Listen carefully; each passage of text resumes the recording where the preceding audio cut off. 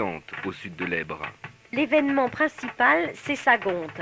Il est évident que Hannibal cherche à se concilier donc des tribus gauloises. Il va donc au bord de l'Èbre et il ne peut pas dépasser l'Èbre parce que s'il dépasse l'Èbre, il provoque la guerre avec Rome. Or, Sagonte quand même l'intéresse beaucoup. Alors, il commence à laisser croire aux Romains qu'il est obligé d'attaquer Sagonte parce que c'est finalement les Gaulois qui ne le laissent pas tranquille. Il est obligé de se défendre.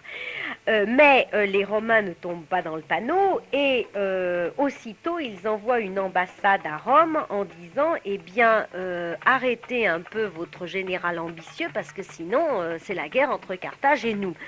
Alors ce qui est curieux c'est que à l'époque les Carthaginois étaient extrêmement satisfaits de la guerre que menait Hannibal puisqu'il lui envoyait des butins prestigieux, abondant, de l'or tous les jours. Et donc, les Carthaginois rigolent un petit peu à la tête des ambassadeurs.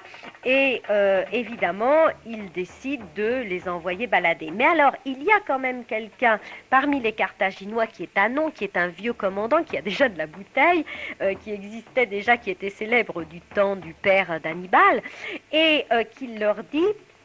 Et peut-être qu'il avait raison, jamais tant qu'il restera un survivant du sang ou du nom de Barca, les traités avec Rome ne seront respectés. Ce jeune homme, c'est-à-dire Hannibal, brûle de régner et le seul moyen qu'il trouve pour y parvenir est de provoquer guerre sur guerre et de passer sa vie au milieu des armes et des légions.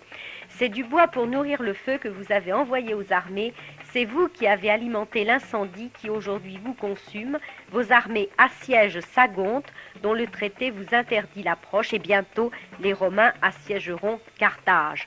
Donc voilà, c'est une longue mise en garde d'Anon pour que le Sénat carthaginois ne donne pas l'autorisation à Hannibal de continuer. Mais évidemment, Hannibal ne va en faire qu'à sa tête, et de toute façon, encore une fois, les Carthaginois sont trop contents de recevoir l'or envoyé par Hannibal.